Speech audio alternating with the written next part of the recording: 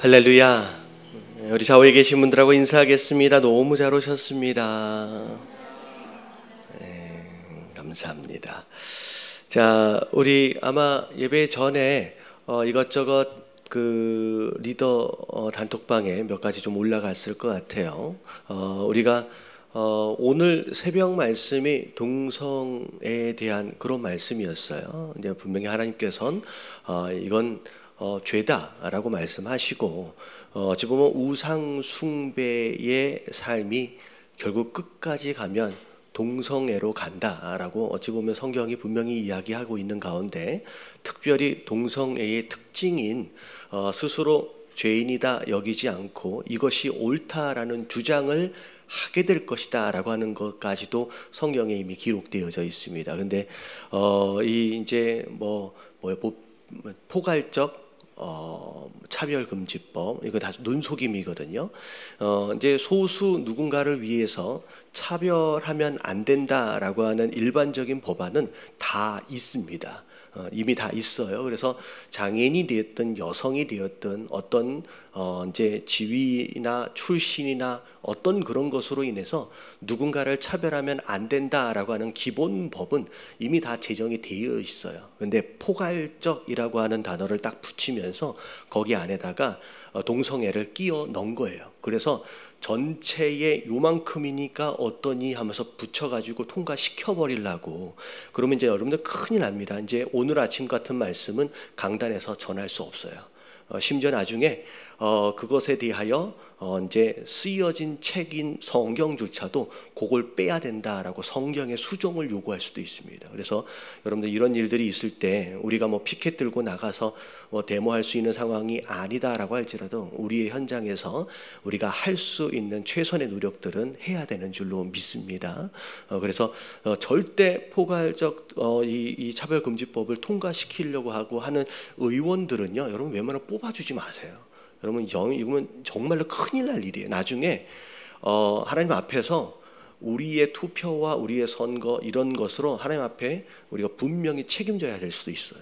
우리가 잘못된 선택을 하는 것으로 인해서 우리가 교회가 거꾸로 공격을 받는다. 우리가 지혜로울 필요가 있습니다. 제가 어떤 정치적인 어떤 그런 이제 색깔을 가지고 어느 당이 옳다라고 얘기하는 건 아닙니다. 그래서 여러분 지혜롭게 선택하셔야 되고요. 그리고 무슨 축제라고 하죠? 퀴어 축제라고 하나요? 퀴어 축제 그거 하는 거 반대하는 것도 같이 동참해 주시면 너무 좋을 것 같아요. 자, 성경 파노라마 벌써 네 번째 시간입니다. 우리 성경 잘 읽고 계시죠?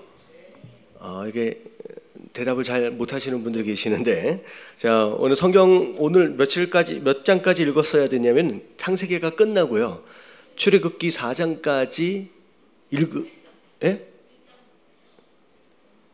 오늘이 22일이잖아요. 그러면 4절까지 읽어야 되지 않나요? 4절까지예요. 출애굽기 4절까지 오늘 마무리를 해야 됩니다. 근데 여러분들 이미 늦었어서 이제 더 이상 못 찾아가겠다라고 싶으신 분들은 매주 제가 이제 종합해 주는 거기까지라도 따라오시면 좋을 것 같아요. 아셨죠? 이게 나중에 가다 보면 점점 속도를 좀 내게 되어 있으니까, 이게 창세기가 스토리가 좀 많아서 약간 속도가 느린 것 같은데 뒤로 가면서는 속도가 좀 빨라집니다. 그러니까 이제 따라가기 좀 어려우신 것 같은 분들은 제가 커버하는 거기까지만이라도 같이 읽으면서 따라오시면 좋을 것 같아요. 자, 그리고 지난주에 나눠드렸던 요거 한 장, 여기 앞뒤에 이제 정리하면서 메모할 수 있게끔 이거 다 펴시고, 제가 오늘 한 20분 정도 일단은 창세기 부분, 읽었던 부분 정리를 하고 진행을 하도록 하겠습니다. 자, 지난주에 13절까지 했었나요? 13절까지 했었죠? 13장까지 했었죠. 전체를 보려니까 막 계속 우기고 있어요. 자, 13장까지. 자, 아브라함과 롯이 하란 땅을 같이 떠났는데, 자, 어떻게 됐냐면 이제 헤어졌어요. 근데 롯은 좋은 땅 골라서 갔죠.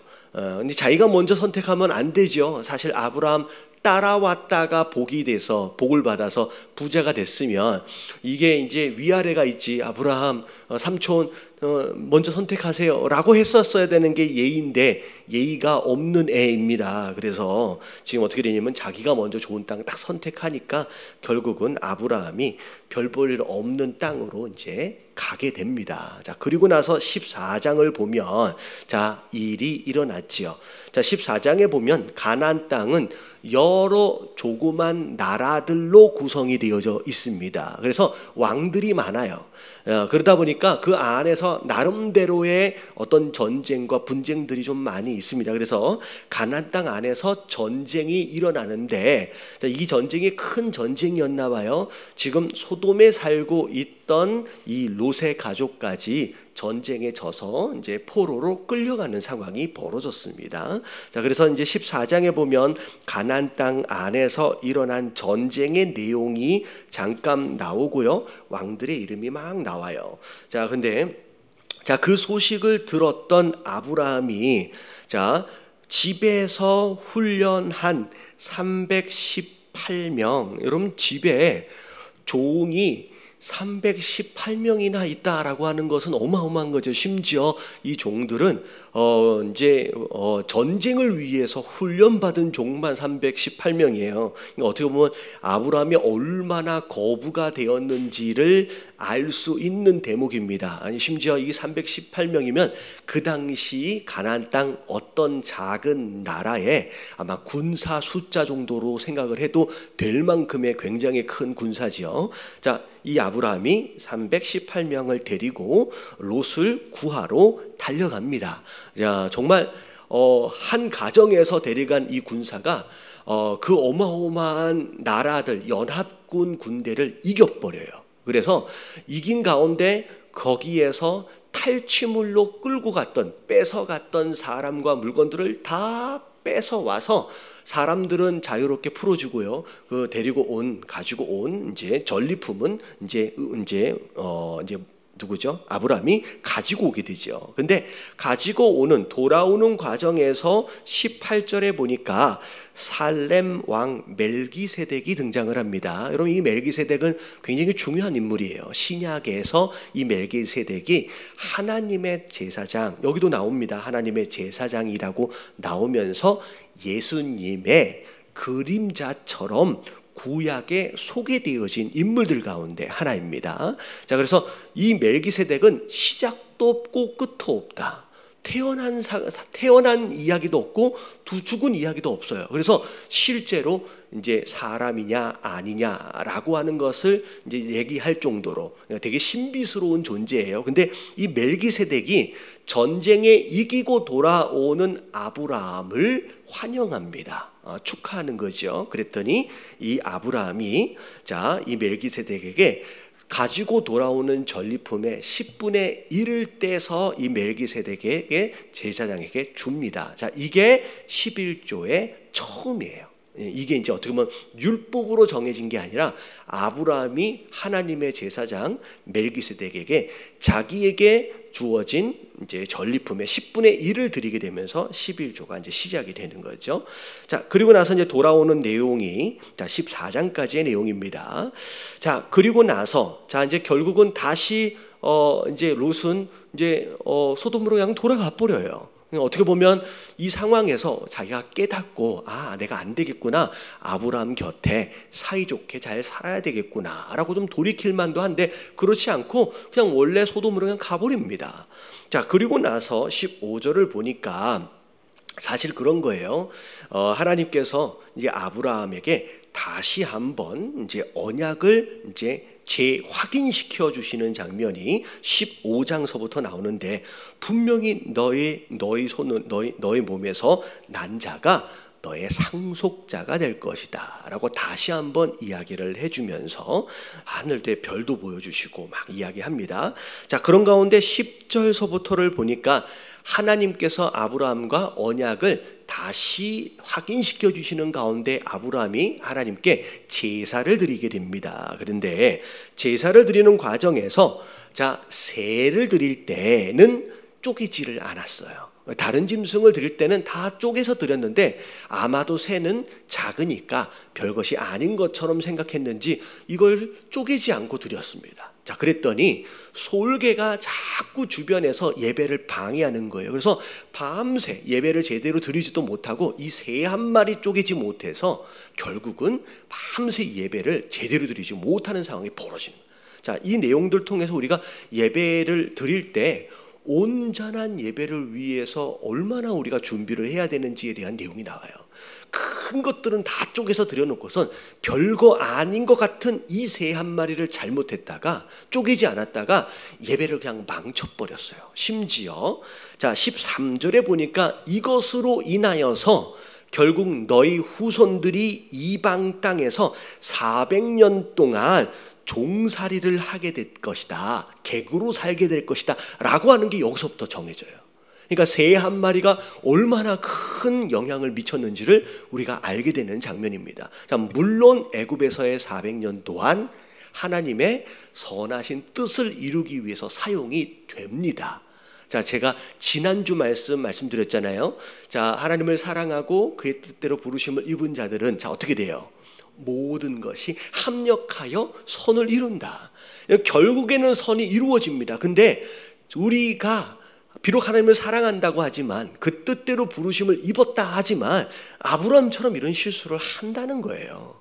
우리가 많은 실패도 하고 많은 실수를 한다는 거죠. 근데 중요한 건 뭐냐면 그런 실패가 있음에도, 그런 실수가 있음에도 불구하고 그것으로 인하여 어려움을 당하게 되겠지만 오히려 그 어려움을 통하여 하나님은 이스라엘이라고 하는 나라를 세우실 계획을 그 안에서 이루어 가신다는 거죠. 그래서 중요한 건 여러분 실수 안 하면 좋지요. 제 질문을 한 거예요. 자, 실수 안 하면 좋지요. 여러분 실패 안 했으면 좋겠죠. 근데 우리가 더 해야 할 노력은 실수를 안 하려는 노력보다, 실패를 안 하려는 노력보다 주님을 더 사랑하려고 노력하십시오. 여러분, 우리는 죽을 때까지 실수와 실패로부터 자유로울 수 없어요. 중요한 건 내가 비록 실수하고 내가 비록 넘어질지라도 이 모든 것을 통하여 결국은 선을 이루어 가시는 분은 누구예요? 하나님이시잖아요. 그러니까 오히려 내가 더 하나님을 사랑하려고 애를 쓰세요. 그 노력이 훨씬 더 생산적일 수 있다라는 거죠. 그래서 결국은 400년 동안 객으로 살게 될 것이 새 한 마리 때문에 일어날 수밖에 없었는데 결국 그것 또한 하나님은 선으로 이루어 가신다라는 거죠. 자, 14절에 보니까 심지어 자, 그렇게 400년 동안 객으로 살다가 나올 때는 뭐 끌고 나온대요? 큰 재물을 끌고 부자로 나오게 된다라고 이제 미리 말씀을 해주시면서 어찌 보면 아브라함이 실망하고 죄책감 가운데 사로잡히지 않게끔 하나님이 또 위로하시는 내용이 좀 나와요. 자, 16장을 갈게요. 자, 16장을 가니까 자, 애굽에 한번 내려갔다 올라올 때 선물을 바리바리 싸질머지고 올라왔거든요. 근데 그 중에 종들도 몇몇을 준 것 같아요. 그 가운데 자, 여자 종이었던 이제 하갈이 이제 아이를 낳게 되는 상황이 되어집니다. 그 아이가 이름이 어떻게 돼요? 이스마엘입니다. 이스마엘. 자, 근데 이스마엘인데 자, 이제 아이를 베자마자 이제 여주인을 멸시하게 됩니다. 어떻게 보면 여주인이었던 이제 사라는 지금 아직 아이를 갖지 못하니까 아이를 가진 여종이 자기 여주인을 멸시를 하게 돼요. 자, 그래서 이제 하갈이 이제 사레가 하갈을 이제 쫓아내게 됩니다. 핍박을 하는 것으로 인해서 하갈이 어떻게 보면 도망간 거예요. 자, 도망가 있는 동안에 자, 이 하갈이 광야에서 하나님을 만나요. 천사를 만나서 네가 아이를 낳으면 이스마엘이라고 이름하라 라고 해서 여주인에게로 돌아가서 그에게 복종할 것을 요구합니다. 그래서 그 천사의 이야기를 듣고 나중에 이제 이스마엘을 낳죠. 근데 하갈이 도망쳤다가 다시 돌아오게 되죠. 자, 그리고 나서 15절을 보니까 하갈이 이제 이스마엘을 낳게 됩니다. 자, 그리고 나서 17장에 와서 보면 자, 아브라함이 이제 몇 살이 됐어요? 네, 99세가 됐습니다. 자, 99세면 이제 느낌이 오죠. 자, 1년만 지나면 누가 태어나게 돼 있어요? 네, 이삭이 태어납니다. 근데 아직 뭐 전혀 모르고 있는 상황입니다. 이제 75세에 고향 땅을 떠나서 자, 이제 벌써 몇 년이나 지났느냐? 24년이나 지났어요. 아직 소식은 없고 그냥 여종으로부터 나온 이스마엘만 있을 뿐이라는 거죠. 자, 그랬을 때 하나님이 아브라함하고 다시 한번 언약을 다시 이제 확인시켜 주시면서 자, 이제부터는 자, 여기에서 이름이 바뀌어요. 아브람에서 아브라함으로 바뀝니다. 자, 아브람은 그냥 아버지란 뜻이에요. 누군가의 아버지. 근데 아브라함이라고 함이 붙으면서 열국의 아버지라고 하는 이름이 이제 붙여지게 되는 거죠. 자, 그리고 나서 하나님이 자, 아브라함에게 네가 나와 언약 안에 있는 자다. 그리고 네 후손도 그렇다라고 하는 것을 이제 증명하기 위해서 몸에다가 흔적을 남깁니다. 그래서 남자의 성기에 포피를 배어나게끔 해서 할례가 여기서 이제 시작이 돼요. 그래서 할례도 율법에 나와 있는 게 아니라 아브라함 때 이미 이제 시작이 된 거죠. 그래서 할례를 통해서 육체 가운데 하나님과의 언약의 표징으로 흔적을 남기고 자, 그리고 15절에 사레가 사라로 이제 이름이 바뀌어요. 자, 그리고 나서 이제 아이가 태어날 것에 대한 약속과 더불어 심지어 이름까지도 17장에 알려줍니다. 자, 이삭이라라고 이제 붙여라라고 미리 이름을 가르쳐 주는 거죠. 자, 그리고 나서 18절에 보면 자, 누가 등장하냐면 천사로 우리가 알고 있는 이제 세 사람이 갑자기 이제 아브라함이 살고 있는 쪽으로 이제 지나가다가 아브라함이 그 사람들을 보고 천사인 줄 알아본 것 같아요. 그래서 집에다 데려다가 물을 마시고 음식을 대접하는 그런 내용들이 좀 나옵니다.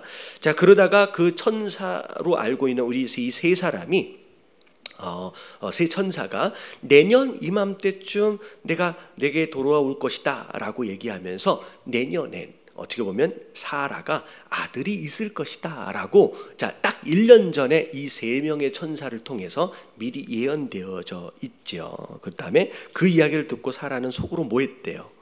웃었대요. 나이가 벌써 몇 살인데 라고 웃었는데 천사가 다 알아보고서 왜 웃냐고 이제 이런 장면이 좀 나옵니다. 자, 그리고 나서 이 세 천사가 이제 떠나려고 하는데 어디로 가냐면 소돔으로 간대요. 근데 왜 소돔으로 가냐? 이제 상황을 물어보니까 하나님이 소돔에 너무 죄가 심해서 심판하시려고. 근데 소돔에 누가 살고 있어요? 자기 조카 롯이 살고 있는 거예요. 뭐 거기 가면 안 되는데 거기 끝까지 또 가서 살고 있는 거죠. 그래서 이제 아브라함이 소돔을 위해서 그리고 소돔에 살고 있는 롯을 구호하기 위해서 이제 뭐예요? 중보기도하는 장면이 자 24절서부터 쭉 나와요. 근데 뭐라고 기도하냐면 하나님 그 성 안에 의인 50명이 있으면 그 50명을 그 죄인들 때문에 다 죽이겠습니까? 그러면 안 되죠. 라고 이렇게 기도를 하는 거예요. 그런데 그러면 내가 50명이라도 있으면 우리가 멸망하지 않을 것이다. 라고 얘기를 하는 거예요. 다시 말하면 소돔에는 그 많은 사람들 가운데 의인 50명이 없는 거예요. 그래서 다시 한번 또 기도합니다. 50명 중에 혹시나 5명 부족하면 몇 명이에요 그러면? 45명만 있으면 그럼 멸망하시겠습니까? 그러면 안 한대요. 그러니까 심지어 그것도 없는 거예요. 그래서 30명을 제한했다가 20명을 제한했다가 32절에 보니까 심지어 몇 명까지 제한했냐면 10명. 그러니까 어떻게 보면 기본적으로 롯의 가족들을 생각하면 롯하고 롯의 처가 있고 그리고 두 딸이 있고 그리고 이제 두 사위가 있다라고 한다면 아직 결혼은 안 했지만 이제 사위 될 사람이 있을 거 아니에요. 그러면 6명 중에 한 4명만 의인 더하면 뭐 10명은 채워지지 않을까. 근데 10명도 없어서 결국은 더 이상 묻지 못하고 이제 결국은 멸망을 당하게 되는 상황이 되죠. 자, 그래서 19절에 보니까 자, 19절에 보니까 자, 롯이 이제 소돔으로 오고 있는 세 명의 천사를 발견합니다. 근데 롯이 소돔의 성문에 앉아 있었대요. 여러분, 성문에 앉아 있었다라는 것은 롯이 어느덧 소돔 안에서 리더십이 됐다는 얘기예요. 왜냐하면 성문은, 이 당시 성문은 주로 재판이 있어지는 곳입니다. 그래서 성문에는 대부분 장로들이 항상 앉아 있습니다. 근데 성문에 앉아 있는 사람 정도 된다라고 한다면 나름대로의 리더십이 되어 있는 거죠. 어느덧 이미 그 소돔 사람이 돼버린 거예요. 그래서 나중에 보면 생각하는 것조차도 이미 소돔화 돼버렸습니다. 그래서 세 명의 천사가 싹 성 안으로 들어오는 걸 보면서 이제 롯이 천사인 줄 알아보고 환영합니다. 그래서 대접을 하는데, 성 안에 있는 사람들이 모르는 세 사람이 우리 성에 들어왔는데 뭐 아름다워 보인다 뭐 이렇게 소문이 났나 봐요. 그래서 막 롯의 집 앞으로 막 몰려들어서 끄집어내라, 우리가 상관하겠다. 여러분, 여기서 말하는 상관은 성행위를 의미합니다. 그러니까 동성연애예요. 그래서 그렇게 하겠다는 거죠. 그런데 롯이 하는 얘기가 뭐냐면 안 된다, 이 사람들은 우리 집 손님이다, 건드리면 안 된다, 대신에 남자를 알지 못하는 내 두 딸을 내줄게. 여러분, 이게 완전히 사고방식이, 어떻게 아버지가 결혼도 안 한, 시집도 안 간 딸을 어떻게 내줍니까? 완전히 소돔화 돼버린 거예요.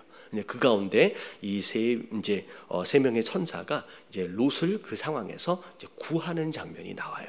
자, 그리고 나서 롯에게 이제 이야기를 합니다. 교훈 멸망을 하니까 너희 가족들은 다 소돔 바깥으로 내일 해 뜨기 전에 나와라 라고 명령을 합니다. 그런데 롯이 막 주저주저해요.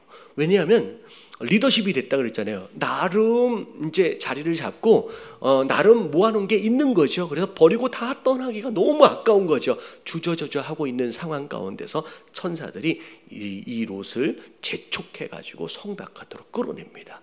자, 끌어서 나가는데, 자, 두 딸들 함께 따라 나왔고요. 근데 사위 될 사람들은 안 나오겠죠. 아시다시피 그렇잖아요. 딸을 그렇게 하는 사람을 어떻게 믿겠습니까, 장인을. 그러니까 처하고 롯하고 이제 4명이서 빠져나오는데, 자, 알고 있는 장면입니다. 자, 해가 떠서 유황이 막 떨어지는데, 여러분, 이 유황과 어떤 불은 이 당시 소돔과 고모라 지역에서의 큰 화산이 폭발한 것으로 대부분 좀 이해가 되어져요. 그래서 그 화산 폭발로 인해서 소돔과 고모라가 사해 밑으로 이제 수장되어져 버리는 이제 그런 상황까지 완전히 이제 파괴가 되어져 버리죠. 자, 근데 자, 그런 상황 가운데서 절대 뒤돌아보지 말라 그랬는데 롯의 아내가 뒤를 돌아봤다가 뭐가 돼 버렸어요? 소금 기둥이 되어 버립니다. 자, 그리고 나서 더 안타까운 일이 벌어져요. 자, 멀리 도망가야 되는데 롯이 천사들에게 얘기할 때 우리 너무 머니까 가다가 죽을지도 모릅니다 라고 변명하다가 근처에 있는 소알이라고 하는 정성소에서 잠깐 머무르게 돼요. 근데 머물러 있는 동안에 두 딸이 생각할 때 우리는 남편도 없고 우리는 우리 후손들을 어떻게 낳겠느냐라고 해가지고 어떻게 해요? 아버지에게 술을 잔뜩 먹여놓고 어떻게 버렸어요? 큰 딸이 들어가고 작은 딸이 들어가서 성행위를 하게 됩니다. 그래서 둘 다 아이를 갖게 돼요. 그래서 여기를 보면, 자, 37절에 보면 큰 딸은 아들을 낳아요. 그 아들의 이름이 뭐냐면 모압입니다. 결국은 그 모압의 후손들이 알다시피 모압 민족이 돼요. 자, 그리고 작은 딸도 아이를 낳아가지고 벤암미가 되는데, 자, 그 벤암미는 암몬 자손의 조상이랍니다. 그래서 우리가 이제 나중에 우리가 이제 사사 시대 그리고 왕정 시대로 넘어가서 등장하는 주변에 있는 많은 나라들이 사실은 롯의 이제 혈통, 그리고 이스마엘의 혈통, 이런 식으로 된다고 생각하시면 될 것 같아요. 자, 그리고 나서 20절에 보니까, 자, 거기에서 땅을 아브라함이 옮겨가는데 아비멜렉이 있는 그랄이라고 하는 지역에 있는 아비멜렉 쪽으로 이제 이동을 하는데, 지난번에 애굽에 내려갈 때도 자기 아내를 루이라고 속였잖아요. 그래도 한바탕 이제 좀 수치스러운 일들을 경험했는데 이 실수를 아브라함이 두 번째 합니다. 이게 그랄 지역에 아비멜렉 쪽으로 내려갔었을 때도 아비멜렉 이제 거기로 갔었을 때도 또 속였다가 아비멜렉에게 자기 아내를 빼앗길 뻔해요.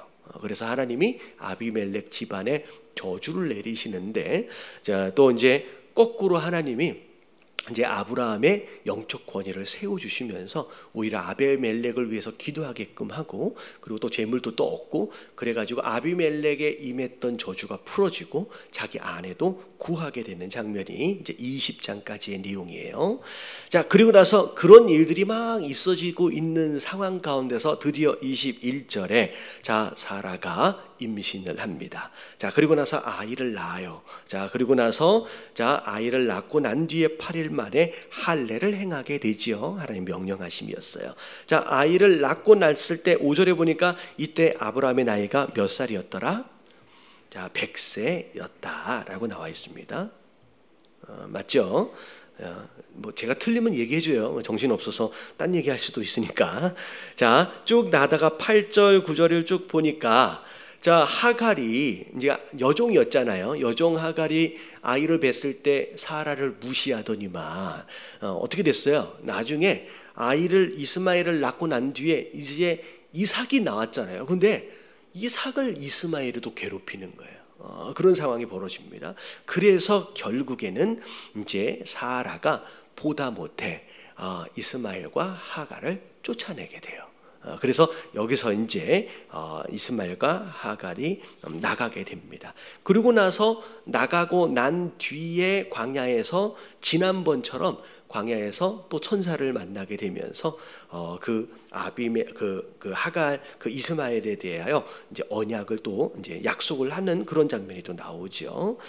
자, 그리고 나서 22절입니다. 21장 22절. 자, 아브람과 아비멜렉이 언약을 맺어요. 아비멜렉이 갑자기 찾아옵니다. 자, 왜 찾아왔을까? 아비멜렉이 보니까 하나님이 아브람하고 함께 하시는 거예요. 그래서 이 사람은 건드리면 안 되겠다라는 생각이 들어서 언약을 맺습니다. 너랑 나랑은 둘이 서로 괴롭히지 말자, 사이좋게 지내자라고 이제 서로 언약을 맺는 그런 장면이 나오죠. 사실은 이런 내용만 봐도 한 나라의 왕이었던 아비멜렉이 일개 한 집안인 아브라함하고 어떤 비등하게끔 언약을 맺는 이런 모습들을 보면서 하나님이 얼마나 아브라함의 지경을 넓히셨는지 우리가 엿볼 수 있는 대목이에요. 자, 그리고 나서 좀 시간이 좀 많이 지났을 것 같아요. 약 10여 년 정도 지났을 걸로 사료가 되어지는데, 자, 22절에 보니까 자, 이제 이삭이 많이 커서 어느 정도 이제 남자 같은 어떤 느낌이 되어지는 약 10대 중반 정도로 이제 생각이 되어집니다. 자, 그런데 이제 하나님께서 아브라함을 시험하시는데 독자 이삭을 제물로 바치라는 거예요. 자, 그랬을 때 아브라함이 일찍 일어나서 종들과 더불어서 이삭을 데리고 장작을 이제 준비해 가지고 이제 산으로 가게 되죠. 이제 어떻게 보면 나중에 보면 장작을 제사를 드릴 수 있는 장작을 이삭이 메고 갈 수 있을 정도라고 한다면 기본적으로 10살이 넘지 않았겠는가, 뭐 그렇게 생각이 되어지죠. 자, 그런 다음에 산에 올라가기 전에 자, 모리아 땅으로 가래요. 그리고 거기에서 정해준 산에서 바치래요. 자, 근데 자, 산에 올라가기 전에 함께 동행했던 종들은 산 밑에다가 놔둡니다. 그리고 나서 우리 둘이 갔다가 올게 라고 이야기를 하죠. 왜냐하면 종들이 만약에 같이 산에 올라가면 이삭을 잡을 때 종들이 어떻게 할 것 같아요? 막지요. 이 아브라함 주인이 제정신이 아닌가 보다, 노망이 들었나 보다. 그러니까 어떻게 보면 하나님께 드릴 수가 없는 상황이 벌어지니까 종들은 내버려둬요. 근데 올라갈 때 이야기를 보면 내가 이 아이와 함께 저기 가서 예배하고 그리고 나서 우리가 너희에게로 돌아오리라. 다시 말하면 하나님께 제물로 이삭을 바칠 것을 각오했음에도 불구하고 내려올 때는 나 혼자 내려오지는 않을 것이다 라고 이미 믿음을 가지고 있는 거예요. 어찌 보면 이미 이삭의 부활까지를 생각을 한 거예요. 어떻게 보면 이제 그런 이제 생각도 해볼 수가 있어요. 그리고 나서 올라갔는데 진짜 어찌 보면 아브라함이 이삭을 잡아요. 그러고 나서 진짜 이제 쪼개려고 칼을 들어서 내리 찔르려고 하는 순간에 이제 그 장면이 나오죠. 11절에 보니까 하나님께서 하늘로부터 아브라함아 아브라함아, 하나님이 굉장히 다급하게, 왜냐면 조금이라도 늦으면 어떻게 돼요? 이게 이삭이 죽게 생기는 거죠. 그래서 딱 이제 막으시고 네가 정말로 나를 사랑하는 줄 내가 확인했다. 어떻게 보면 약속으로 주신, 어떻게 보면 눈에 넣어도 안 아플 만한 이삭이잖아요. 아들이잖아요. 근데 절대 우리의 자녀가 하나님보다 더 사랑하는 대상이 되면 안 돼요. 이런 그런 순간에 이 자녀들이 우상이 돼버려요. 그래서 우리가 우선순위가 바뀌면 안 돼. 그래서 이삭보다 나를 더 사랑하는 줄 내가 오늘 확인했다라고 말씀하시면서 그 다음에 이삭 대신에 어린 양을 준비하잖아요. 이 어린 양을 준비하신 것으로 인하여 여기서 이름이 나와요. 땅 이름이 뭐가 되면 여호와 이레. 여호와 이레가 하나님이 준비하셨다라고 하는 거죠. 그래서 이제 하나님께서 약속을 쭉 하세요. 내가 내게 큰 복을 주겠다. 그리고 내 씨로 말미암아 천하 만민이 복을 받을 것이다. 결국은 이삭의 후손 결국은 메시아에 대한 약속이 여기에서 이미 되어졌다라고 생각하시면 돼요. 자, 그리고 나서 너무 많이 가버렸다. 자, 22절 여기까지만 할게요. 자, 22절서부터 24절까지를 보면 여기 보면 나홀에게 자녀가 생겼다라고 잠깐 나홀의 후에 대한 소개가 나와요. 여러분 이 소개가 여기 나온 이유는 여기 23절에 리브가가 나와요. 리브가는 누구의 아내가 돼요? 이삭의 아내가 되기 때문에 이 리브가를 이야기하기 위해서 아브라함의 친척이었던 이 나홀의 후손에 대한 이제 소개가 잠깐 나오게 되죠. 한참 갔는데 너무 많이 했어요. 자, 22장까지 이제 했고요. 다음 주에 23장서부터 훑어보도록 하겠습니다. 자, 교재로 넘어와서 볼게요. 자, 지난주에 구약에서 시가서까지 했어요. 자, 성경에는 전체적으로 큰 세 가지 뼈대가 있다고 말씀을 드렸습니다. 세 뼈대. 구약도 마찬가지, 신약도 마찬가지. 자, 구약도 세 뼈대, 신약도 세 뼈대예요. 전체 줄거리를 이제 이야기하고 있는 역사서가 한 뼈대고, 그다음에 중간에 개인적인 체험이든 민족의 체험이든 체험과 관련되어 있는 것이 중간에 이제 뼈대였어요. 그리고 장차 있어질 일들에 대한 예언이 세 번째 뼈대예요. 그래서 구약도 역사서, 체험서, 그다음에 예언서, 신약도 역사서, 그다음에 체험, 그다음에 예언, 이렇게 세 가지로 다 나눠져 있다고 얘기했습니다. 근데 이 세 가지 중에서 위에 있는 역사서는 구약에서 율법과 역사로 나누고요. 그리고 신약에서는 복음서와 그 다음에 역사로 세부적으로 나눠서 구약의 4개의 기둥, 신약의 4개의 기둥, 이렇게 나눠진다라고 말씀을 드렸습니다. 자, 이해하시죠? 지금 이해가 안 되면 집에 가서 지난주 거 말씀을 들으셔야 돼요. 다시 복습을 하셔야 됩니다. 그 가운데 구약의 4기둥이었던, 자, 앞에 보니까 율법하고 그 다음에 역사서하고 시가서까지를 했는데 이제 마지막 예언서에 대한 내용입니다. 구약에 나오는 많은 예언들 주로 이제 선지서라고 얘기를 하는데 총 17개예요. 근데 17개인데 16명의 선지자가 쓴 겁니다. 자, 그렇다면 하나는 뭐냐? 예레미야가 선지서를 하나를 쓰고 에가라고 하는 또 다른 선지서 하나를 더 썼어요. 그래서 예레미야가 2개를 써서 16명의 선지자가 17개의 선지서를 썼다라고 이제 생각을 하시면 될 것 같아요. 자, 밑에를 쭉 볼게요.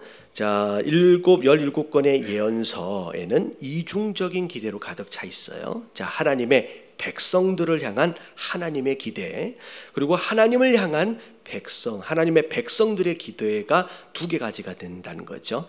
자, 구약의 선지자들은 장래의 하나님 나라에 대해 예언한 것만큼이나 자기들이 살고 있는 세대의 실패에 대해서도 함께 이야기하고 있다라는 거죠. 자, 중간에 이 내용을 조금 건너떠 가지고 띄어 가지고 자, 어디로 좀 읽어 보시면 좋을 것 같으냐면 자, 거기를 읽어볼게요. 그냥 여기 중간에 16명의 선지자들은 시온의 포도원에서 괴로워하는 자들을 위로하고 평안하게 사는 자들을 괴롭게 하는 한편 이스라엘 민족을 만드신 하나님께서 결함이 있는 이스라엘 민족을 대상으로 리콜을 실시하려는 계획을 갖고 계신다고 선포했다. 여러분 리콜이 뭔지 아시죠?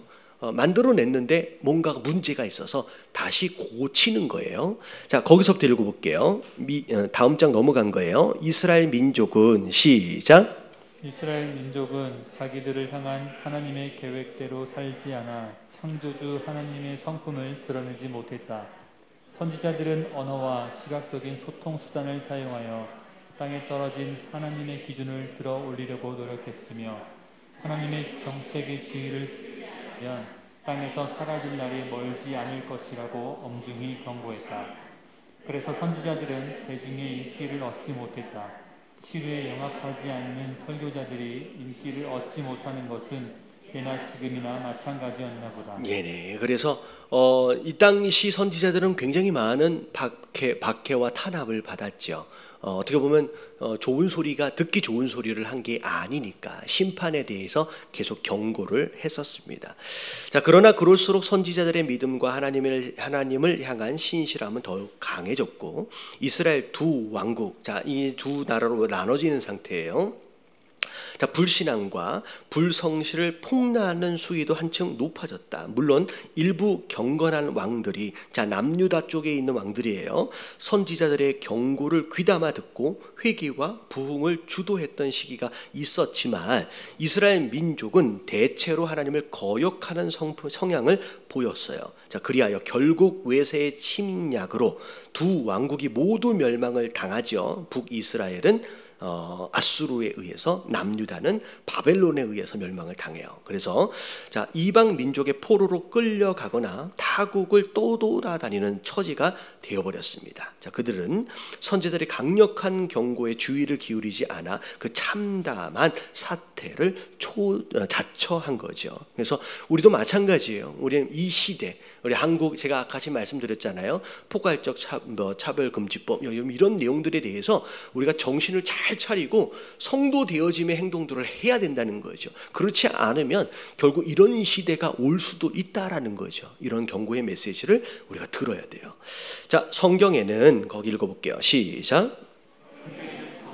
심판의 예가 하나도 없다.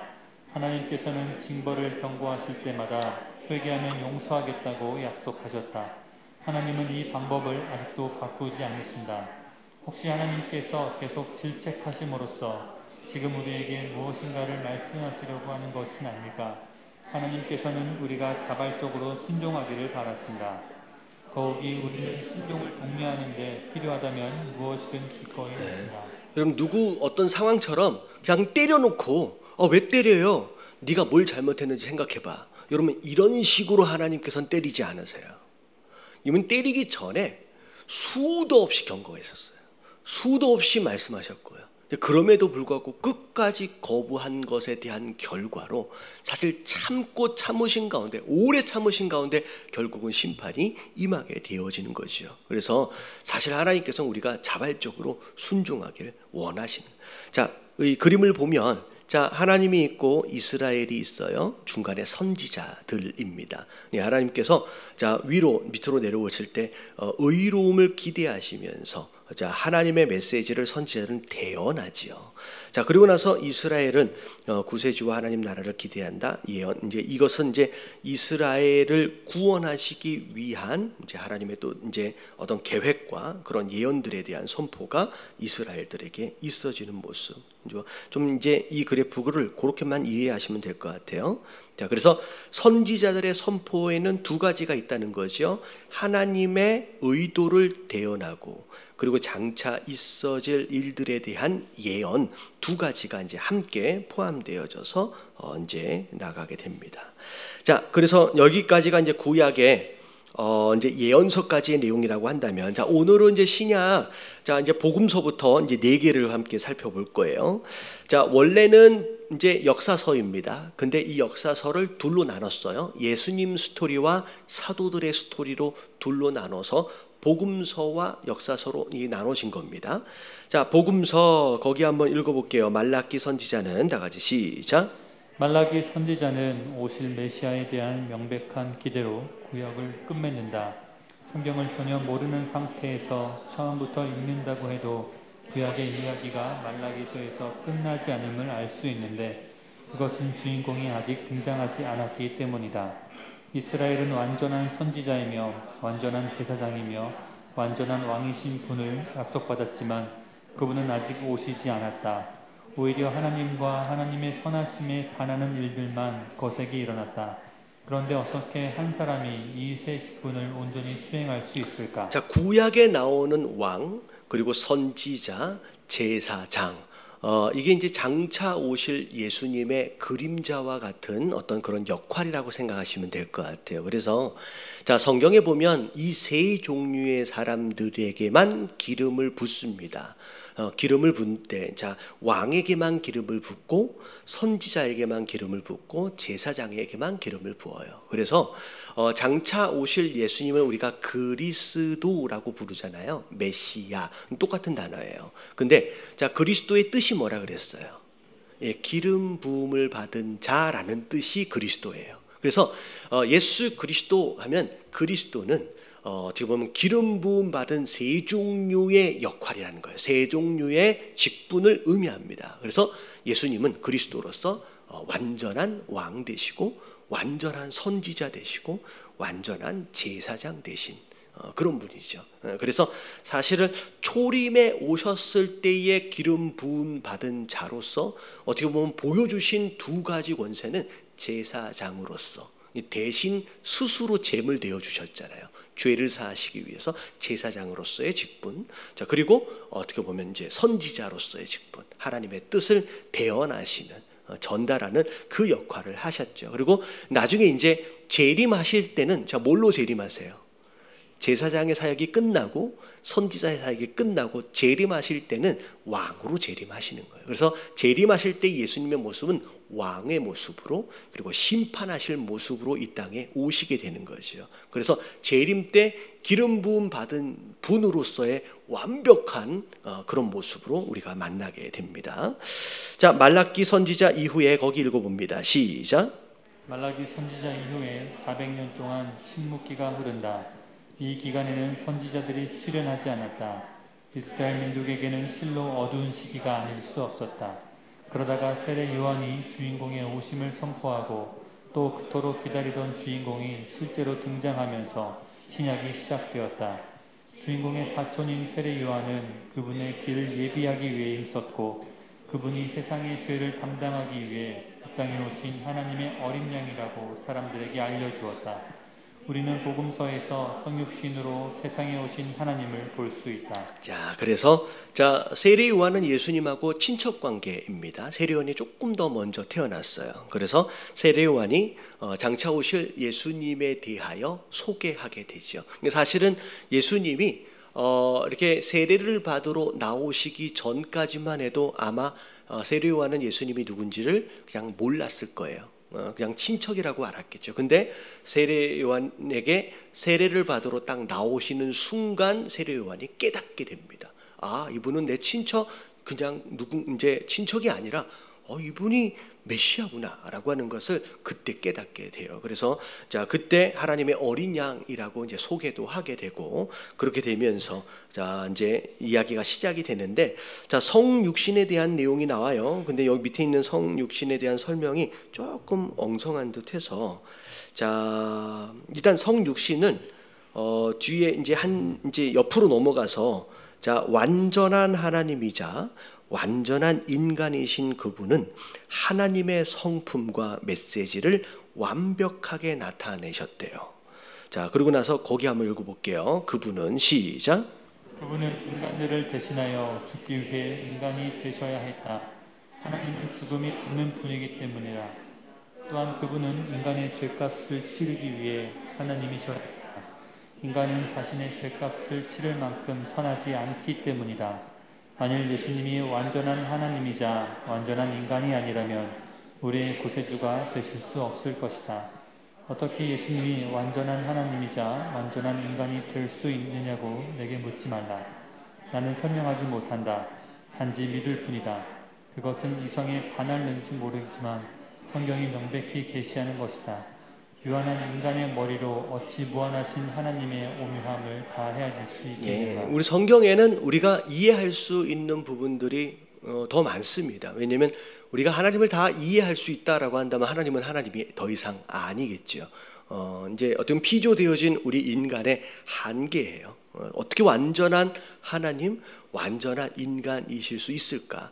어떻게 보면 여기 나와 있는 저자 이야기하는 것처럼 그냥 믿는 거예요. 근데 그런 모습을 이 땅에서 보여주셨어요.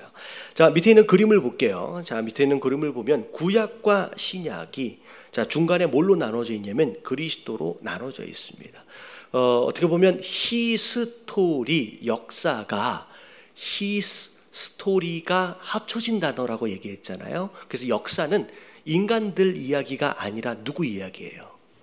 그분 이야기예요. 여러분 히스라고 하는 단어가 사실은 예수님이에요. 그분 예수님 이야기예요. 그러니까 역사는 처음부터 끝까지 다 예수님 이야기고 성경도 다 그렇잖아요. 근데 구약과 신약이 나눠지는 이 경계선도 역사 어떻게 보면 이제 기원 전 기원 후 이렇게 나눠지잖아요. 그래서 뭐 BC 몇 년 뭐 이렇게 해서 기준 나는데 여러분 BC가 무슨 뜻이냐면 Before Christ예요. 그러니까 예수님 이전의 역사와 예수님 이후의 역사로 나눠져서 예수님 이후의 역사서부터 0으로부터 1년, 2년 시작이 되는 거예요. 그러니까 역사의 딱 중앙에 예수님의 스토리로서 예수님 이전 스토리와 예수님 이후 스토리가 있는 것이지 뭐 인간이 무슨 역사 전쟁을 뭐 했고 어느 나라가 더 컸고 그런 이야기가 아니라는 거죠. 그래서 구약과 신약의 중심이 그리스도인 것처럼 우리 모든 역사의 중심도 이제 예수님으로 딱 나눠지게 됩니다. 자, 구약에 보면 자, 신약은 자, 신약부터 설명을 드릴게요. 예수님이 실체로 오셨어요. 그래서 뭐 6월절의 어린 양이 누구라 그랬어요?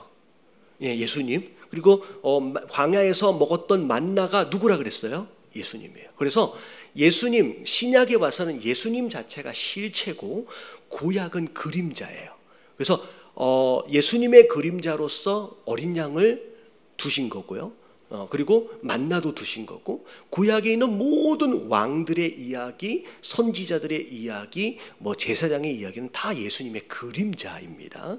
자, 그리고 예수님으로 인하여 선포가 되죠. 신약에는. 하지만 구약에서는 기다림이에요. 그 예수님을 기다린 거죠. 자, 구약에서는 이제 인간 위에 계신 하나님이에요. 그래서 굉장히 멀리 계신 하나님처럼 구약에는 설명이 됩니다. 그래서 이제 약간 다윗의 시편 안에는 친밀감이 보이긴 하지만 구약의 전체적인 하나님의 이미지는 굉장히 거룩하시고 위대하시고 크신 하나님, 창조주 하나님 그런 식으로 이제 묘사가 많이 됩니다. 근데 신약 쪽으로 넘어와서 예수님이 오시고 나서는 인간과 함께 계시는 하나님으로 이 거리감이 확 좁혀지게 되죠. 자, 구약에는 동물의 희생 제사로 죄를 지을 때마다 매번 그리고 매년 가지고 나서 제사를 드려야 돼요. 근데 이거는 이제 제한적인 제사의 모습이지만 자, 예수 그리스도로 인하여 자신을 제사장 대신 자기가 대신 희생제물 되어지심으로 말미암아 단번에 모든 죄에 대한 문제를 해결하셨어요.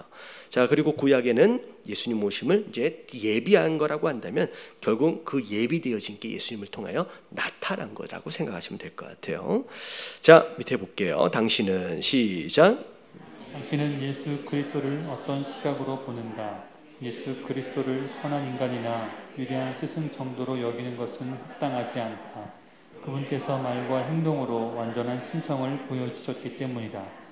만약 예수님이 예수님 자신의 주장보다 눈꼽만큼이라도 못한 분이라면 그분은 거짓말쟁이거나 정신병자 둘 중에 하나일 것이다.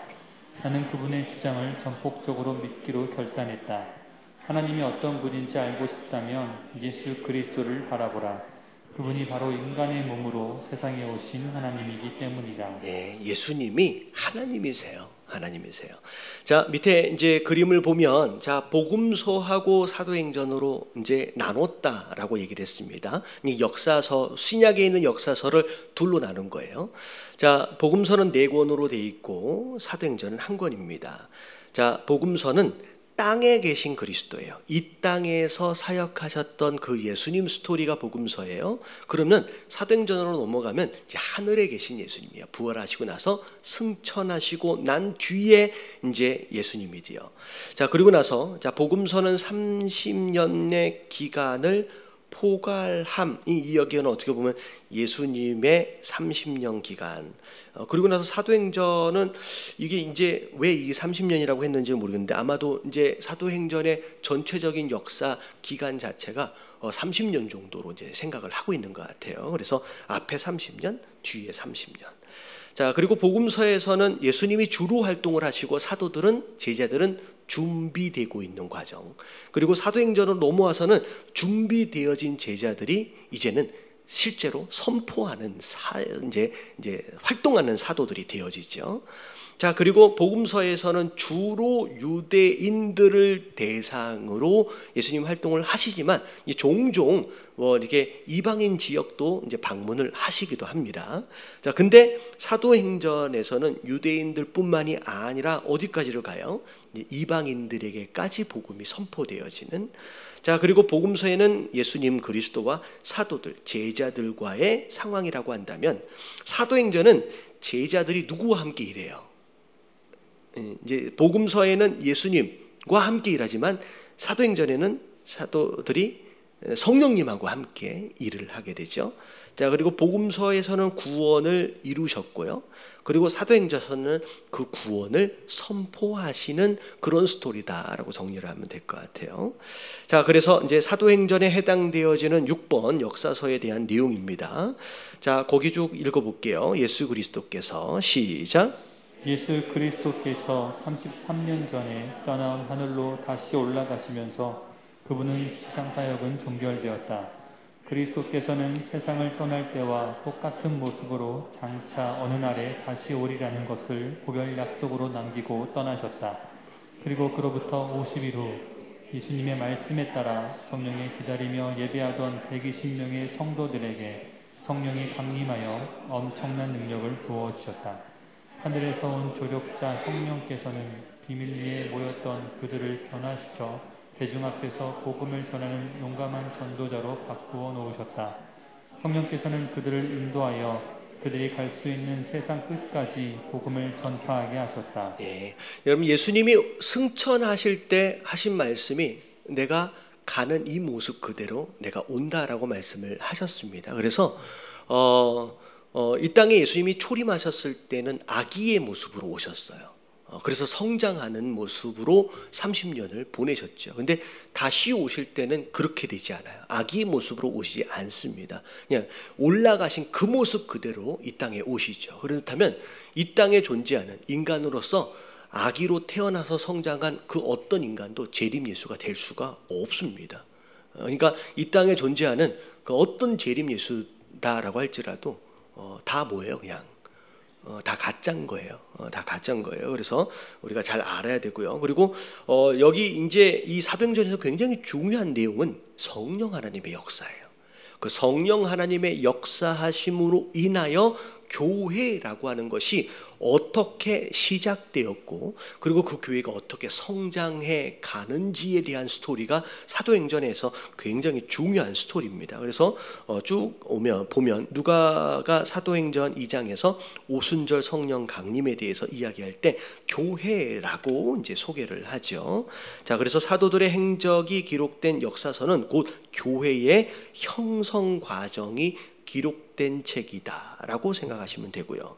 자, 그리고 그 후에 바울은 나중에 그리스도의 새로운 몸으로서 교회의 독특한 특징에 대하여 자세히 설명해 주고 있습니다. 유대인들과 이방인의 구별이 없다라는 내용들도 쭉 있고요.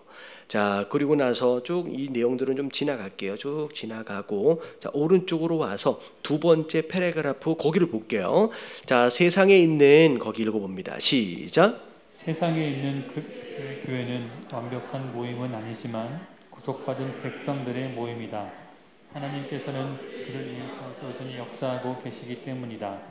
하나님은 자신의 백성들이 사랑하는 아들을 닮아 변화되고 완전하게 하나님의 나라에 이를 때까지 결코 쉬지 않으신다. 지역교회는 예배와 교훈과 교제와 섬김을 위한 곳이다. 성도들은 마지막 때가 가까울수록 모이기를 패하지 말라는 권고를 받았다. 우리는 교회가 필요하고 교회는 우리가 필요하다. 어떤 사람이 그리스도를 구세주로 영접할 때 그는 하나님의 가족의 일원으로 입양된다. 그 사람은 고아가 아니며 외동딸이나 외아들이 아니다. 교회는 하나님의 영광을 위해서 그리고 우리의 성장을 위해서 형성되었다. 네, 어떤 분이 그런 말씀을 좀 하시더라고요. 좀 어떻게 보면 좀 안타깝기도 하면서 어떻게 보면 저거는 좀 아닌 것 같은데 라는 생각이 들 만한 그런 말입니다. 다닐 만한 교회가 없다라는 표현. 근데 어떻게 보면 참 안타까운 현실이면서도 어떻게 보면 좀 맞지 않는다는 것 같은 그런 이제 생각이 좀 들어져요. 왜냐하면 교회는 거룩한 사람들이 모인 곳이 아니에요. 그렇죠. 만약에 그게 교회의 정의라고 한다면 우리 여기 있으면 안 되죠. 저를 포함해서. 여러분, 결코 우리는 거룩하지 못해요. 세상적인 기준으로만 봐서도 교회는 이런 거예요. 그냥 병원에 가면 한결같이 다 어떤 사람들이에요. 이 환자. 어떻게 보면 병원에 갔는데 야, 이 병원은 웬 환자들이 이렇게 많아? 못 가겠네 라고 이야기하는 거랑 똑같은 거예요. 이런 병원에는 환자들이 있는 거예요.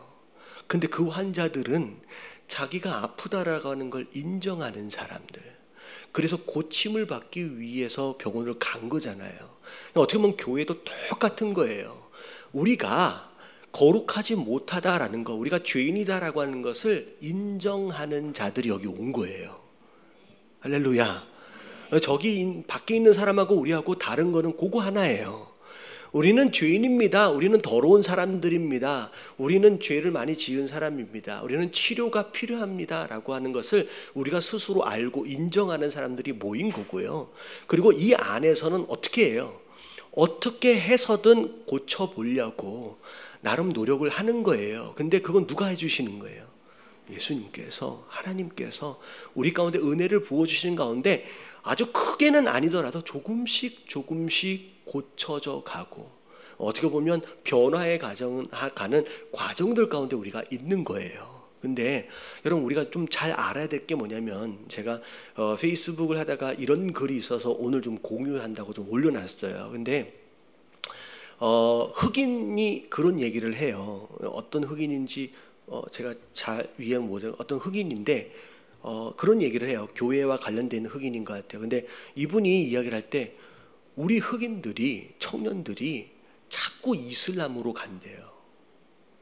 왜 자꾸 이슬람으로 갈까? 너무 안타까워서 하는 얘기가 뭐냐면, 이슬람은 흑인들, 젊은 흑인들이, 청년들이 너무 열악한 상황 가운데 살잖아요. 근데 이 사람들은 왜 그렇게 되냐면, 어린 시절서부터 갱단에 들어가고 그리고 술 마시지요. 그리고 알코올 중독에, 그리고 마약도 하게 되지요. 그리고 성적으로 문란하지요. 굉장히 많은 타락상들로 인하여서 흑인들, 청년들서부터 그냥 처음부터 무너지기 시작한, 그러니까 흑인 커뮤니티 자체가 발전을 하지 못하는 이유 중에 하나가 뭐냐면 그런 잘못된 행동들이나 그런 모습들이 어린 시절서부터 그냥 자연스럽게 그냥 이제 가는 거예요. 근데 많은 청년들이 이슬람을 가는 이유 중에 하나가 뭐냐면 이슬람에 가면 절대 못하게 한대요. 너 술 절대 마시면 안 돼. 너 성적으로 문란하면 안 돼. 너 마약 절대 하면 안 돼. 근데 그렇게 굉장히 그들은 율법을 들이대면서, 그들의 율법이죠, 들이대면서 절대 못하게 한대. 근데 신기하게 못하게 하니까 이슬람 안에 들어가서 그들이 어떻게 돼요? 변한대요. 별로 이렇게 느낌이 안 오시나 보는데 변한대요. 삶이 변해서 실제로 알코올 중독에서 빠져나온대요. 약물 중독에서 빠져나온대요. 성적인 문란함에서 빠져나온대요. 그래서 그들의 실제 삶이 그들의 어떤 율법 아래서 어떻게 됐든 변화가 된대요. 그러니까 변화되어진 삶 가운데 나름대로 세상적인 관점에서지만 소망을 가지고 발전하는 삶을 산대요. 이슬람에 갔더니. 근데 교회는 다 괜찮대. 이래도 괜찮고 저래도 괜찮고 전부 다 용납한다는 거, 뭐 해도 괜찮고, 그게 마치 사랑인 것처럼. 그러니까 교회를 가면 변하지를 않는데, 물론 인간의 결단과 의지로만 우리가 변하는 건 아니에요. 사실 은혜로 변화가 되어지는 거잖아요. 근데 그 막연하게 모든 것을 다 허용하고 있는 오늘날 우리 교회의 문제가 이런 것이 아니겠느냐라고 흑인 이 목사님인 것 같아요. 그분이 이야기를 하더라고요.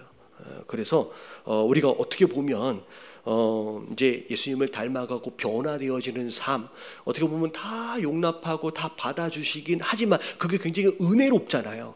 근데 우리 안에서는 우리가 하면 안 되는 부분들에 대하여, 절제해야 될 부분들에 대하여, 멈춰야 할 부분들에 대하여 우리가 경각심을 좀 가져야 할 필요가 있다라는 거예요. 무슨 얘기인지 아시겠죠?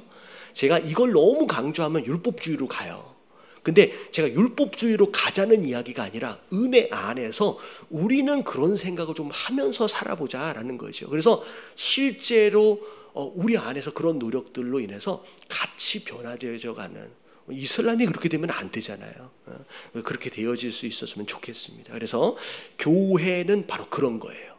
교회는 그래서 역사서의 이제 전체적인 내용은 교회가 어떻게 세워져 가느냐라고 하는 거에 대한 내용이고, 자, 그리고 7번이 이제 서신서인데, 이 역사를 이야기하고 있는 사도행전의 스토리가 쭉 이어져 가면서 그 안에서 사도들이 그리고 서로 주고받는 편지의 내용들이 서신서라고 생각을 하시면 돼요. 그래서 사도행전 안에서의 스토리 안에 주고받았던 이제 편지들이라고 생각하시면 될 것 같아요. 자, 하나님께서 거기 읽어봅니다. 시작. 하나님께서 시내산에서 모세에게 몇 가지 명령을 하셨을까? 10가지라는 대답은 부분적으로만 맞다. 물론 하나님께서는 십계명을 돌판에 새기셨다. 자, 여기 제가 볼게요. 그냥 십계명 외에도 참 출애굽기, 레위기, 민수기, 신명기를 보면 하나님 명령은 613가지래요. 굉장히 많은 거죠. 자, 근데 자, 신약으로 넘어와서 서신서의 내용을 보면 우리에게 권면으로 허락하신 하나님의 명령은 몇 가지 정도냐면 1051개래요. 훨씬 더 많습니다.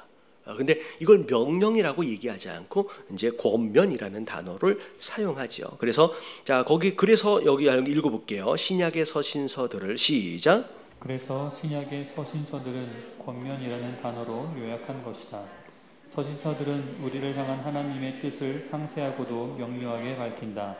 하나님이 당신에게 무엇을 원하시는지 정말 알고 싶다면 하나님의 명령이 나오는 구절에 표시를 해가며 신약의 서신서들을 정독하기를 바란다. 하나님께서는 우리에게 어물어물하지 않고 명백한 어조로 말씀하신다. 당신이 말씀을 읽고 마음에 새기면 당신을 향한 하나님의 계획을 분명히 깨달을 수 있다. 서신서의 내용들을 보면요, 그 안에 교리적인 내용들을 포함해서 편지를 받게 되는 누구 인물이 되었든 어떤 교회가 되었든 그 상황과 문제들을 그대로 기록하고 있습니다. 그래서 보면 교회들에게 보내진 편지의 내용들을 보면 잘한 것에 대한 칭찬도 일부 있지만 그 교회가 가지고 있는 독특한 문제들, 어떤 그런 상황들에 대해서 자세히 기록하고 있어요. 그래서 초대교회로 돌아가자라고들 이제 이야기들 하고 있잖아요. 근데 초대교회라고 문제가 없었느냐? 그러면 그렇지가 않다라는 거예요. 초대교회도 굉장히 많은 문제, 심지어 이단들에 대한 문제, 그리고 윤리나 도덕적인 문제, 성적인 문제, 여러 가지 문제들로 인하여서 초대교회도 다 이렇게 뭐라 그럴까요? 아픈 부분들이 많이 있다라는 거죠. 그래서 여러분 교회를 다니면서 우리 교회를 포함해서 마찬가지예요. 뭐 무슨 교회가 이렇게 문제가 많냐? 이런 다 그런 거예요. 다 교회가 다 똑같아요. 왜냐하면 초대교회도 그랬고요. 오늘날 우리의 교회들도 비슷비슷합니다. 왜냐하면 다 누가 모였기 때문에, 죄인들이 다 모였기 때문에 공사 중이라 그랬잖아요. 우리가 조금씩 나아지고 있는 것일 뿐이지 완성된 게 아니기 때문에 죄인들이 모였기 때문에 다 그런 거래요. 그래서 누가 그런 얘기를 하시더라고요. 목사님, 제가요 도저히 이 교회는 못 다니겠어요. 그래서 제가 정말로 교훈교회를 정말 찾아보려고 그렇게 합니다 라고 했더니 그 목사님이 하시는 얘기가 뭐냐면, 성도님 혹시나 진짜 그런 교회를 찾으시게 되면 저한테도 좀 가르쳐 달라고, 목사님이. 그리고서 마지막에 하신 얘기가 뭐냐면, 그런데 절대 그 교회 집사님은 가시면 안 돼요. 무슨 얘기인지 아시겠죠? 그런 교회 있어요, 없어요? 없다는 얘기예요. 그냥 다 교회가 그냥 고만고만합니다. 다. 그래서 우리가 공사 중이에요. 서로 조금씩 고쳐가면서 세워져 가는 것이 우리의 모습이라는 거죠. 그래서 서신서들의 내용들은 다 그런 거에 담겨져 있는 거예요. 자, 밑에 좀 내려와서 이렇게 보면, 자, 복음서와 사도행전은 역사서고 서신서는 교리, 아까 처음에 나눴던 내용인가라고 생각하시면 될 것 같아요. 자, 마지막입니다. 이제 신약의 마지막 예언서. 자, 신약의 예언서는 딱 하나지요. 요한계시록. 자, 읽어볼게요. 여기 좀 중요한 내용들이 좀 있어서 창세기가 거기 한번 읽어봅니다. 시작. 기술한다면 신약의 예언서인 요한계시록은 모든 것의 완성을 묘사한다. 창세기에서 사탄과 죄에 의한 훼손되었던 환경이 요한계시록에서 완벽하게 복원된다. 요한계시록을 어떻게 해석하든지 간에 인정할 수밖에 없는 두 가지 사실이 있다. 하나는 세상 최악의 날이 오고 있다는 것이며, 다른 하나는 세상 최고의 날이 다가오고 있다는 것이다. 자, 요한계시록의 두 가지 메시지예요. 세상 최악의 날과 더불어 세상 최고의 날이 함께 이제 요한계시록에 선포되어집니다. 이게 어떻게 보면 누가 상황을 보느냐에 따라서 누군가에게는 최악의 날이 되고요, 누군가에게는 최고의 날이 되는 거죠. 자, 좋은 소식과 나쁜 소식이 같이 갑니다. 자, 밑에 볼게요. 오른쪽 위에 하나님께서는 나쁜 소식을 먼저 전하신다. 선과 악의 전면적인 싸움이 지구를 온통 덮을 것이다. 끔찍한 재앙과 파괴가 일어날 것이며 대부분의 사람들은 목숨을 잃을 것이래요. 그런데도 사람들은 전능하신 하나님 앞에서 고개를 조아려 용서를 구하기를 뭐한대요? 거부한대요. 이게 마지막 경고의 메시지예요. 이 재앙 자체가. 근데 끝까지 거부한대요. 그들은 귀신들에게 현혹되어서 죽음을 택할 것이래요. 요한계시록 4장에서 19절까지 말씀을 읽어보면 이 모든 사실을 다 알 수 있습니다. 그래서 요한계시록 그림이 나오는데, 첫 번째 그림은 자, 이 세상의 교회 모습이에요. 교회와 세상이 함께 공존하고 있는 가운데 7교회의 모습으로 통하여서 마지막 때의 교회의 모습을 상징적으로 이야기를 합니다. 자, 그리고 나서 4장서부터 19장까지는 어떻게 보면 나쁜 소식입니다. 굉장히 큰 환난과 재앙이 임하게 돼요. 여러분, 이게 일부분은 경고고 일부분은 심판이에요.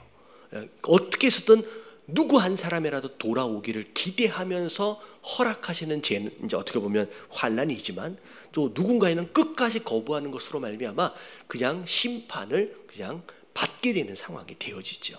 자, 근데 중요한 것은 뭐냐면 이 환난과 이 심판이 끝나고 난 뒤에는 20장서부터 22장의 좋은 소식, 하나님 나라가 이제 회복되어지는 이제 그런 내용들이 이제 나오게 되죠. 자, 밑에 볼게요. 그러나, 자, 읽어봅니다. 시작. 그러나 이 전면전이 한창일 때 승리의 영웅 예수 그리스도께서 나타나 모든 대적들을 하나님과 하나님의 백성들 앞에 굴복시키실 것이다. 그분은 자신의 완전한 나라를 세우실 것이며 아버지 하나님께서 창조 때 의도하셨던 모습 그대로 세상을 회복시키실 것이다. 성경이 시작할 때와 똑같이 끝난다는 게 바로 이런 뜻이다. 그러나 끝이 시작보다 한층 더 높고 장대할 것이다. 두 명의 인간이 아니라 헤아릴 수 없이 쓰는 성도들이 하나님의 얼굴을 보며 교제할 것이기 때문이다. 자기 의와 죄로부터 돌아서서 자기들을 위해 기꺼이 목숨을 버리신 주님의 사랑을 믿기로 결단한 수많은 성도들이 아담과 하와가 유혹받기 전에 가졌던 하나님을 향한 순결한 사랑을 되찾게 될 것이다. 그래서 하나님께서 인간에게 성령을 주신 주된 목적은요, 하나님과 그분의 아들 예수 그리스도를 알게 하기 위해서요. 예수 그리스도를 안다는 것은 곧 영생을 의미한다. 하나님께서 모든 인간들이 하나님의 사랑과 용서의 제안을 받아들임으로써 그분과 친밀한 교제를 누리기를 바라시는 거예요. 세상을 창조하신 하나님께서 또한 돌보신다. 우리 육신의 생명을 유지시켜 주시는 분은 또한 영생을 제안하시는 분이시기도 하다라는 거죠. 자, 그래서 여기까지 이제 일단은 요한계시록까지 좀 정리가 됐어요. 그래서 지금 1장과 2장을 마무리를 한 겁니다. 자, 여기까지 뭐 3가지 뼈대 골격 그리고 8개의 기둥을 통해서 창세에서부터 요한계시록까지 어떤 구조로 되어 있는지에 대한 전체적인 그림을 일단은 우리가 좀 이제 머릿속에 두게 된 거예요. 조금 이해는 되시죠, 일단.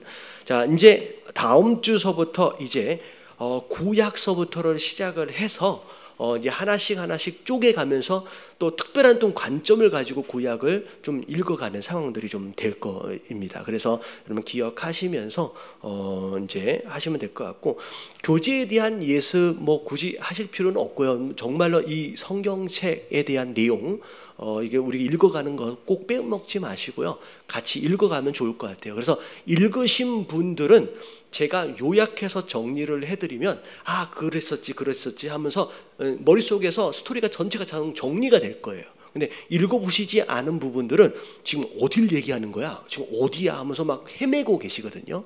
제가 여기 위에서 보면 다 보여요.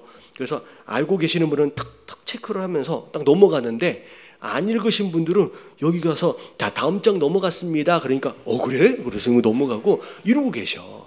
그러니까 아예 어떤 분은 포기했어. 성경 따르는 건 포기해서 뭐라고 하는지 적어나 보자. 여기서 그냥 적기만 하시는 분들이 계세요. 그래서 여러분 이 공부는 여러분 적극적으로 참여하신 것만큼 내게 남는 게 굉장히 많아요. 그래서 하실 거죠. 옆에 계신 분들에게 인사 좀 해주세요. 꼭 읽어야 합니다. 예, 부탁드립니다. 그래서 잘 하시면 좋을 것 같아요. 제가 기도할게요. 우리 교회에 대해서 우리가 잠깐 마지막 부분에 나눴는데 제가 마무리 기도합니다. 하나님, 정말로 부족하고 연약한 우리를 교회로 불러주심에 감사드립니다. 우리가 거룩해서도 아니고 우리가 착한 일을 많이 해서도 아니고 그저 주님께서 우리에게 제안하신 그 영생에 대하여 우리가 정말 믿음으로 반응한 그거 하나 때문에 우리가 여기 있는 줄로 압니다. 하나님, 이 안에서 하나님 말씀 가운데서 서로 부딪히고 또 어떻게 보면 아파할 수밖에 없는 일들도 있을지라도 우리가 조금씩 예수 그리스도를 닮아갈 수 있는 하나님 그런 성도들 다 되어질 수 있도록 주님 인도하여 주시옵소서. 그래서 우리의 삶이 세상을 향한 예수 그리스도의 성품에 대한 메시지가 될 수 있도록 하여 주시옵시고, 우리가 살아가는 모습들을 통하여서 세상 사람들이 예수 그리스도를 간접적으로 경험할 수 있는 하나님 그런 일에 우리가 쓰임 받을 수 있도록 하나님 우리를 축복하여 주시고 우리를 인도하여 주시옵소서. 말씀을 배워갑니다. 조금씩 성경이 내 안에 들어오고 있는데 하나님 이것이 지식으로만 남지 않게 하시고 얼마나 우리를 사랑하셨는지 그 사랑을 더 깊이 깨닫는 가운데 주님을 더 사랑할 수 있는 우리 예담교회 성도들 될 수 있도록 우리 한 사람 한 사람을 축복하여 주시옵소서. 이 밤에 주님 함께하여 주심에 감사를 드리며 이 모든 말씀 우리 주 예수 그리스도 이름으로 간절히 기도드리옵나이다. 아멘.